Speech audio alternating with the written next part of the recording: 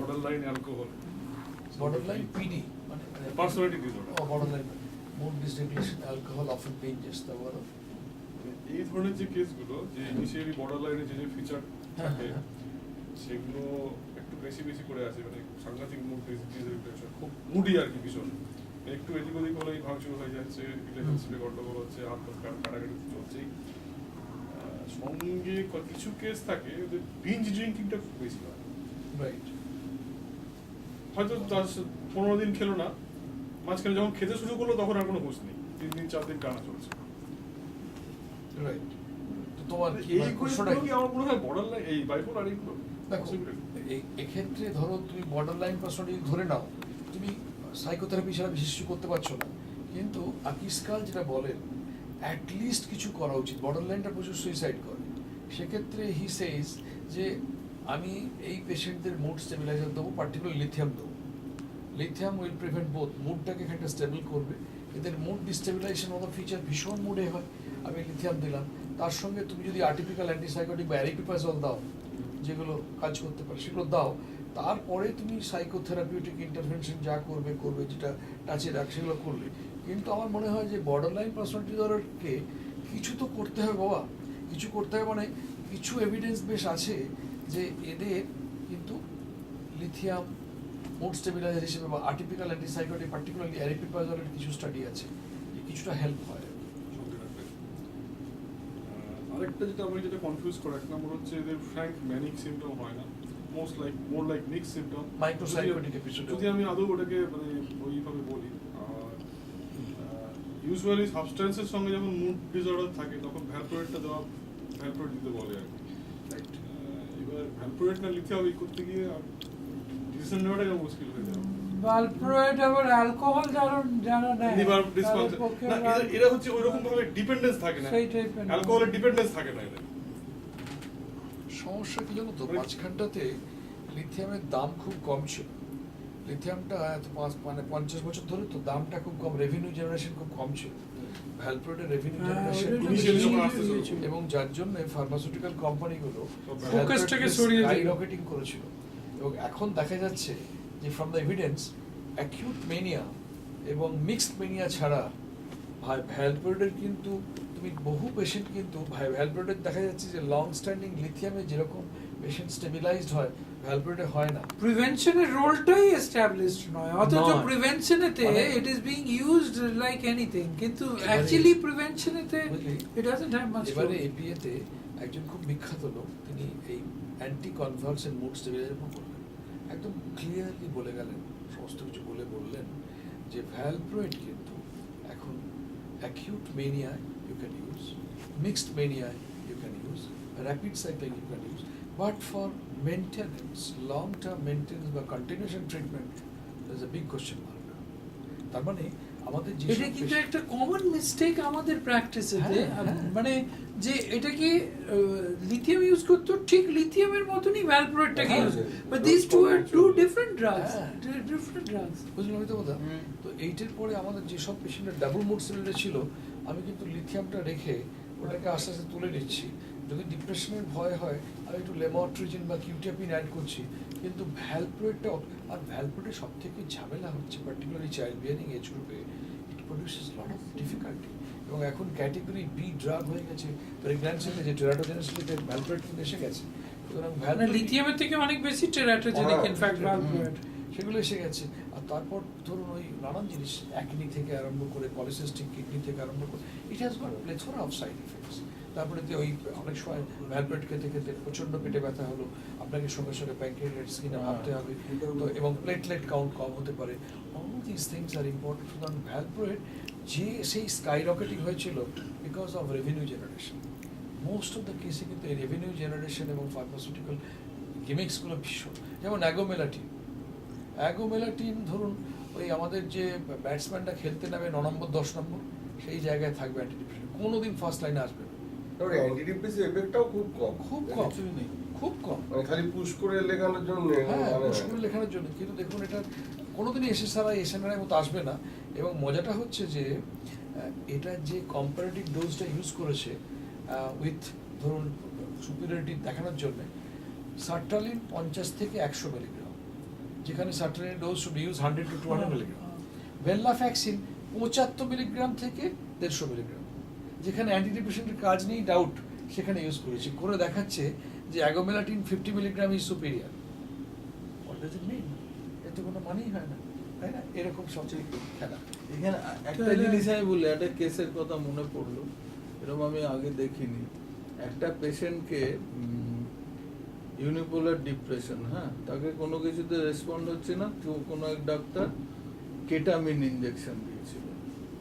তারপর থেকে না সে সেলফ কেটামিন নিতে শুরু করে, এবং তাতে একদম সে অ্যাডিক্টেড হয়ে যায়। কেটামিন তো এখনো এক্সপেরিমেন্টাল কেটামিন আর ইউফোরি হয় আমার হ্যাঁ, কেটামিন হয়, হয়তো কেটামিন তো- নেওয়ার পরে না কেটামিন প্রথমে তো ও খুব addicting ভালো হয়ে গেল, substance। তারপর থেকে ও নিজে নিজে কেটামিন নেওয়া শুরু করে। কেটামিন আমার এখন ভাই অব্দি নিজে তো দেখতে অ্যাডভোকেটেড হতো। ড্রাগই নয়। আমার অদ্ভুত, মানে এটা কনক্লুড আমার- করে দিন এবার। আমার পা ভেঙে গেছে, কেটামিন দিয়েছে। হ্যাঁ। আমি এটা যেমন মানে এ হয়ে আসে, সেন্সটা আসে, মানে এত ভালো লাগে যেমন এই স্বর্গে হ্যাঁ। চলে গেছি কেমন একটা ব্যাপার স্যাপার। আমি দুবার আমার তোমাদের দেখছি একই একটা স্লাইড, একটা খুব ইম্পর্টেন্ট স্লাইড দেখাচ্ছি। কেন বলছি, আমি ওখানে নিমহ্যান্সে দু একজন আছে যাদের সঙ্গে আমি খুব যোগাযোগ রাখি আর কি, যেগুলোতে ডাউট হয়। যেমন আমরা বাইপোলার ডিপ্রেশনে অ্যান্টি ডিপ্রেশন ইউজ করবো কি না, এ নিয়ে আমাদের অনেক সময় আলোচনা হচ্ছে, আগের দিনও আলোচনা হলো। তো এখানে এক একজন এক একটা হুইমজিক্যাল স্টেটমেন্ট আমরা ভাবি যেটা, কিন্তু ইন রিয়ালিটি ডিফারেন্ট গাইডলাইন্সের আমাকে ওখানে জনার্দন রেড্ডি বলে যে ছেলেটি আছে, খুব সিনসিয়ার ছেলে, তো ও এটার উপর একটা প্রেজেন্টেশন করেছিল। আমি একটা স্লাইড, এটা আমাদের প্রত্যেকের জানা দরকার, কারণ আমাদের কি হয় কি, আচ্ছা নাসির খিয়ামি বলেছে তার মানে ওইটাই ফলো করো, দ্যাট শুড নট বি।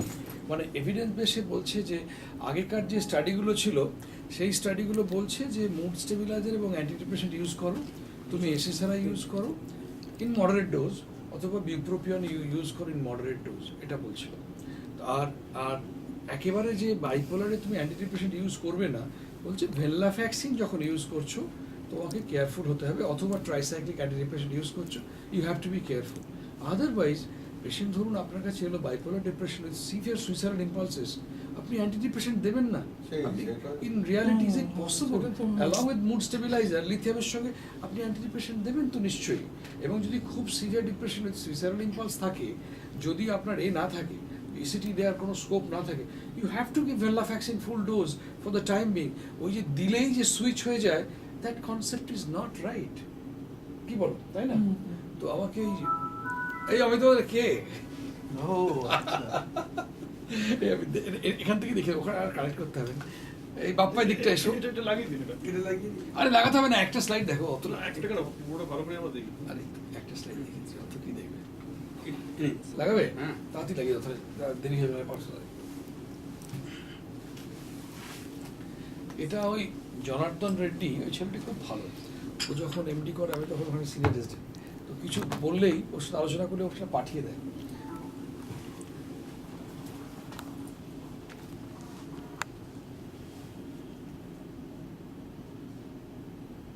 এক মিনিট লাগবে।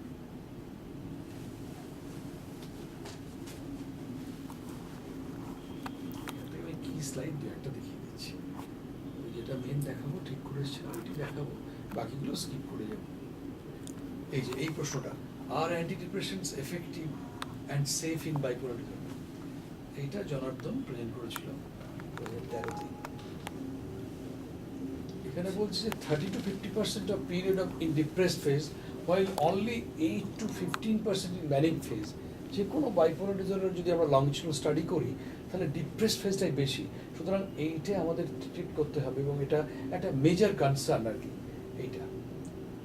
এখানেও ঠিক ওইটাই বলেছে যে ডিপ্রেশন প্রায় 67%, পিওর ম্যানিয়া কত কম বা মিক্সড ম্যানিয়া কত কম, এইটা। আর এগুলো আমি আর যাবো না, আমি তোমাদের সেটা দেখাচ্ছি। এবং ডিপ্রেসিভ সিমটমস কজ মোর ইম্পেয়ারমেন্ট দ্যান ম্যানিক সিমটমস, যেটা তুই বললি এবং পেশেন্টদের কাছ থেকে।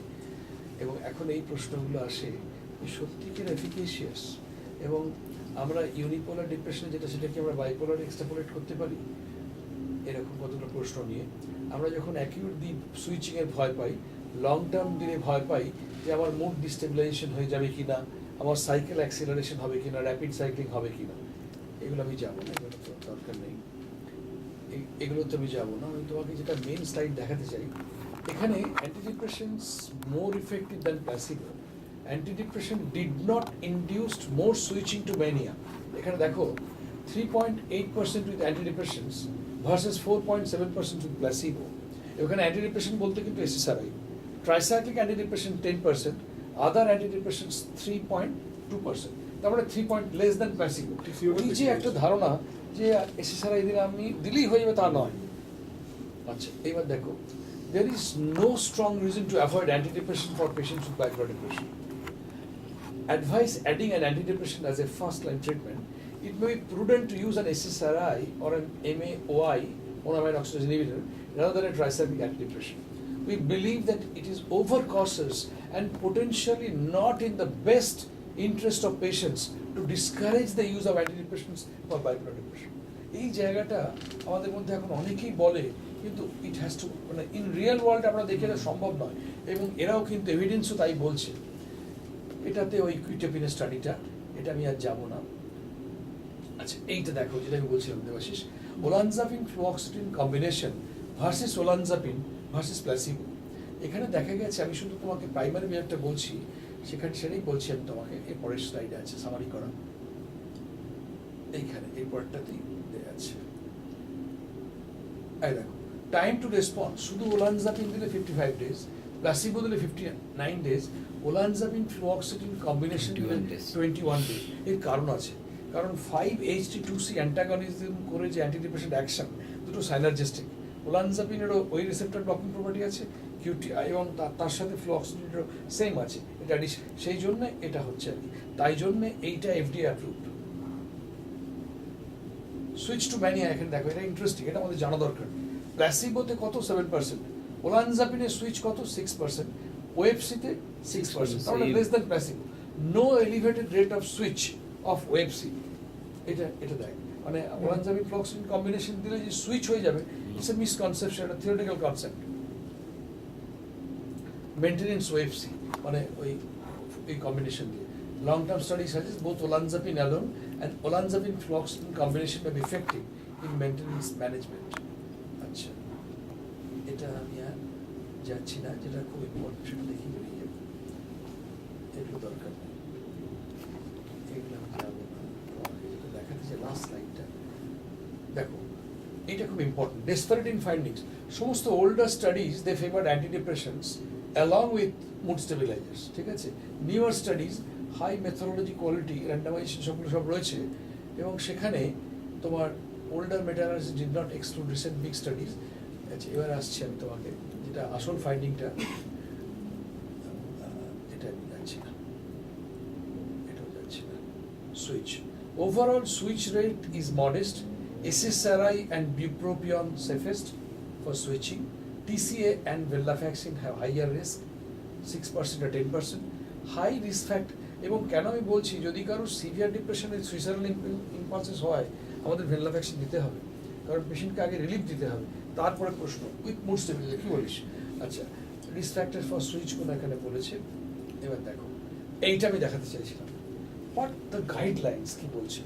এটা হচ্ছে টেক্সাস গাইডলাইন, বলছে যদি বাইপোলার ডিপ্রেশনে লিথিয়াম, ভ্যালপ্রয়েড और olanzapine monotherapy অথবা combination of SSRI or lamotrigine for acute bipolar depression. Clear? Same জিনিস APA guidelines কি বলছে? OFC combination, olanzapine fluoxetine combination, quetiapine or lamotrigine for acute depression. Also they recommended lamotrigine for maintenance. Clear? পরেরটায় চলে আসো, যে এটা ওই biological science, তারাও কিন্তু OFC, mood stabilizer plus antidepressant, caution. Mood stabilizer plus SSRI, olanzapine SSRI, mood stabilizer plus quetiapine, oblique bupropion, bipolar depression. Nice guidelines, SSRI plus anticonvulsant mood stabilizer, SSRI plus mood stabilizer. FDA কি বলছে? olanzapine fluoxetine combination, quetiapine for acute depression. আমরা এই স্লাইডটা, এটা আমি তোমাদের দেখাতে চাইছিলাম। This is a very important slide, কারণ আমরা থিওরিটিক্যালি একটা স্টাডি করে আমরা বললাম এটাই, যেটা বায়াসড হয়ে যায়। এখানে এতগুলো গাইডলাইন্স যেখানে আমাদের বলছে, আমার মনে হয় সেটাই আমরা ভাবতে পারি, তাই না? এটাই তাহলে কনক্লুশন কি বলছে না, in conclusion evidence, 2 well designed large studies and 1 meta-analysis did not encourage use of AD, optimization of lithium, ওয়েপসি মানে olanzapine fluoxetine combination, quetiapine, lamotrigine are the recommended options. Use of antidepressant with caution, always with mood stabilizer. Rate of switch is low in combination with mood stabilizer. তার মানে যেটা খুব important হচ্ছে যে আমরা যে mood স্টেবিলাইজারের সঙ্গে অ্যান্টিডিপ্রেসেন্ট ইউজ করতে পারবো না, এই কনসেপ্টটা কিন্তু টু মানে আমি বলবো যে টু সুইপিং কনসেপ্ট, এবং ইন রিয়ালিটি আমাদের ব্যবহার করতে হবে। এটাই বক্তব্য। ব্যাস। চলো, ভালোই হলো।